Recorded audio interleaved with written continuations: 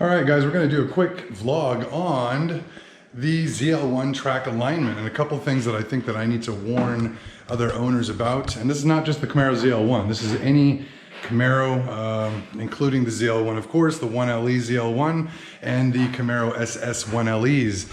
The issue we want to speak about is the alignment, you guys. I had a hell of a time, and I'm not going to get into dealership names and stuff like that, but had a hell of a time getting my alignment done.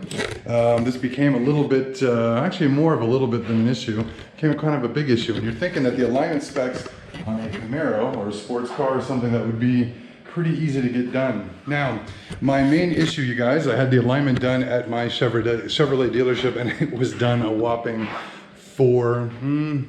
5 times. So the first time I had my alignment done, you guys, I had the alignment set to track, or supposedly set to track, and this was done after Las Vegas Motor Speedway. This was done, I think, last year, on the middle of last year. I want to say, actually, I think it was April of last year. So I had the alignment done before I went to Las Vegas Motor Speedway. You always want that nice camber dialed in, okay? I obviously want the most amount of grip that you can get, especially with the normal ZL1. It doesn't have the upgraded dampers, okay? We've got the electromagnetic setup, so we want the best alignment we can get. I had the alignment done at the dealership. They told me the alignment was set into track mode. I went out to Las Vegas, or track setting, excuse me, went out to Las Vegas Motor Speedway and had a hell of a time with the understeer, especially in the tighter corners. And even with a car like this, you should never experience understeer. Definitely not like I was having it in that situation either. It was pretty bad, actually. It was almost as if on the tightest hairpins, the car was getting to the point where it was skipping on the front end. So I ended up calling the dealership service manager or director on the way back, told him, yeah, this is not the track setting. This is why I made this video, you guys. We need to watch out in terms of getting the track alignment done on these cars, because most dealerships, and I'm telling you, even when they're using the actual tech stream or the computer system at the Chevy dealership that tells them exactly what the settings are, they still can't figure this out. My dealership actually had an issue even when I texted him the settings from the performance manual from Chevrolet. Just for reference, you guys, in case a lot of people don't know, and I'm going to open up the garage, it's getting a little bit warm in here, you guys, but the alignment settings for the ZL1 and the SS1LE, let me give this a second to open up so it's not so warm in here. Let me step outside, you guys. So the alignment settings for the Camaro ZL1 and the Camaro SS1LE, it's 2 degrees of camber in the front, and that's plus or minus 0.15 degrees, or I shouldn't say or, we have and 1.5 degrees of camber in the rear. All right. Now, after having it done at before Las Vegas Motor Speedway and then finding out that it was done the wrong way, they went ahead and did it the right way. I am pretty sure, and I'm suspecting that alignment setting was only done in the front the right way, because the car felt better, but it doesn't feel like this, all right? And I'll get to that right now. So what happened, you guys, I had the alignment, or I took the car back in for oil a couple track days after. They told me the alignment setting was off, and this is another thing you need to watch out for. Some of the service advisors are confusing the ZL1 alignment specs with the ZL1 1LE. The ZL1LE, or ZL1 1LE, I should say, instead of 2 degrees in the front, you guys, it has a whopping 2.7 degrees of front camber, and even more so than the ZL1 in the rear or the SS1LEs. So I walk in after having the alignment supposedly done to the right setting. I want to say it was April. I took it back in June. The guy was like, oh, everything's out of whack. It's all screwed up. You need to have it done again. Of course, being a track guy, I don't want to take any risk with my tires. I want them to have the maximum grip and wear out as fast as possible, as long as I can attain that maximum grip. So went ahead and did another alignment. The alignment was done incorrectly again. Now, the reason I knew that was done incorrectly, you guys, was, and it's old school, I was literally just taking a look at it midday, right at noon. And I mean, the thing is tilted straight. There's no tilt to it. The thing was up and down straight. There was no camber. I literally eyeballed it, took it back to the dealership. They ended up realigning it quote unquote. I did not get the specs or the printout. And that is another big mistake, you guys. If you're gonna have your dealerships do your alignments, make sure you get the specs and the printout from the computer, all right? And I'm gonna share why in my example. So this time, and this was maybe another time after the time before where I had another alignment done. Again, I eyeballed it. I said it wasn't right. I had to take it back again. They went ahead and said it was done the right way. I noticed there was just more camber in the front. I let it go. I just wanted to get the hell out. This time, which is probably the 5th time I want to say, I went back with the specs written down, okay, from the Chevrolet Performance, the spec sheet. Basically, it gives you the track alignment settings and that kind of a thing. So the track alignment settings, as I was telling you guys before, is 2 degrees in the front and 1.5 in the back, okay? Now, I even told my service advisor, because I'm going to Laguna Seca and then Auto Club after that, we're gonna be doing some high-speed sustained turns, especially at Auto Club. So I want maximum camber on these goddamn tires. This was the deal. I told the gentleman that I was going to get him the exact alignment specs, because I told him I was pretty sure it was 2 degrees in the front, 1.5 in the rear. Generally it goes, I want to say 1.5 in the front or 1.4, and they've got like just basically 1 degree of camber in the rear. Now I told him I was going to confirm the specs with the guide, and then I would text him back. I ended up texting my service advisor back probably closer to, I want to say 7:15. Now when I picked up the car, and I was kind of rushing because I picked up the car in the morning and I was headed back to work, so I was kind of moving, right? I ended up picking up the car. As soon as I got to the office, turned on my computer, I just pulled out the spec sheet, and the spec sheet for the alignment showed, instead of 2 degrees in the front, we had only 1.4, which is bullshit. Basically, again, for the 5th time or 4th time they did the alignment, they ended up aligning you guys to the street specs again, okay? And this is the deal. I told the guy, wait, let's confirm the specs. I'll text you the information around, I said 7:15 or whatever. I ended up texting him then. When I got the printout, not only was it done at 1.4 degrees as opposed to 2, they also had the rear done incorrectly as well.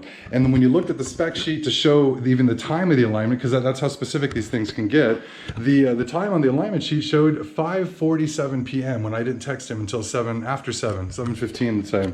So a little upsetting again. You kind of play nice and you just be as patient as you can.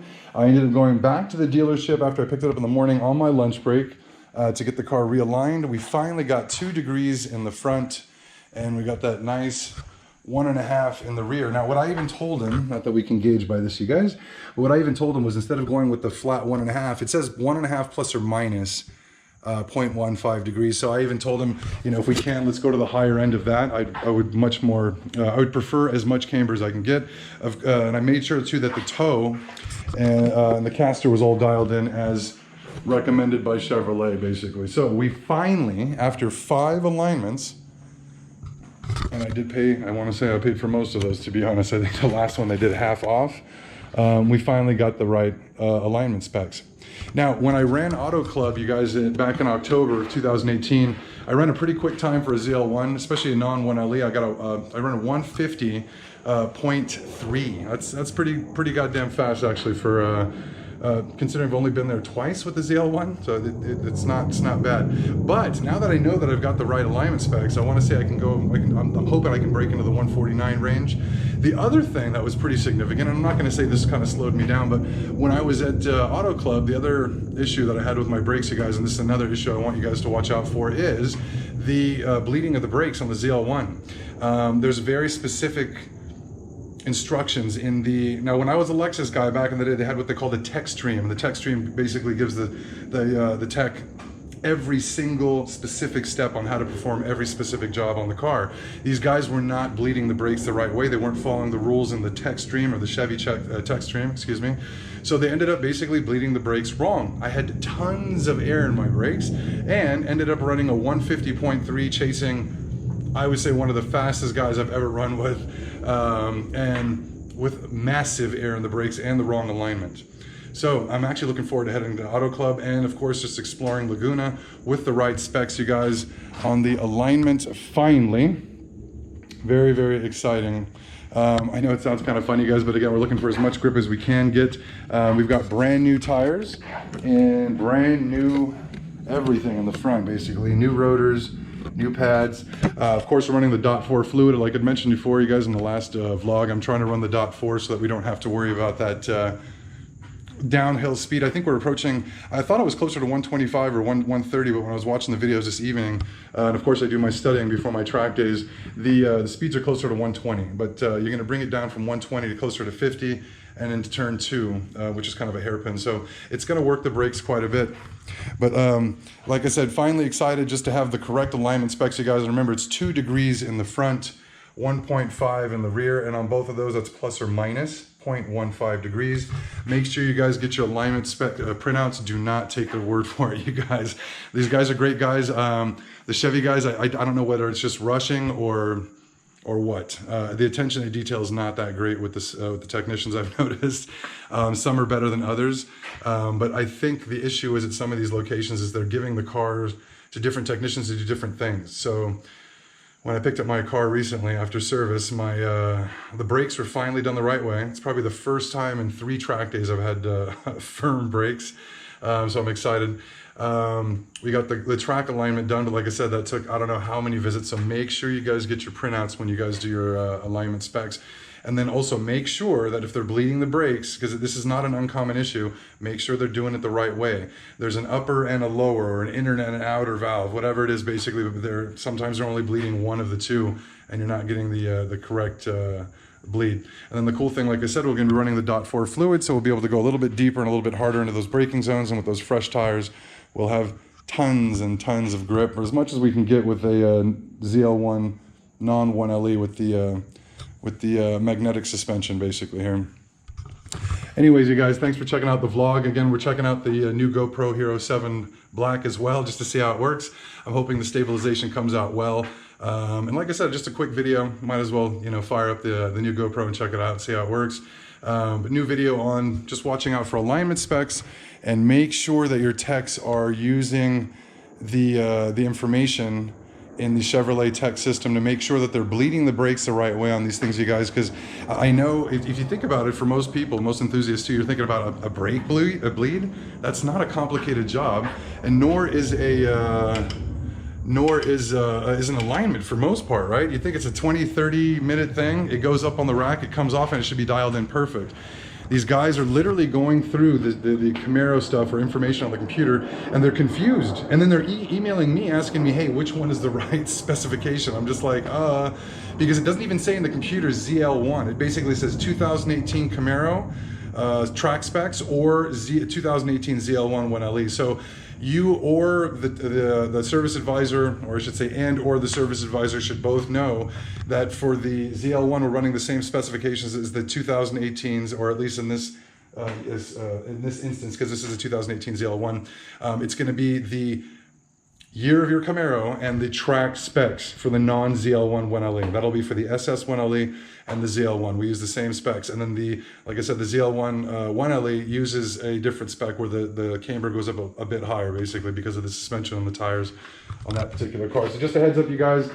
Just make sure you're getting that stuff done the right way.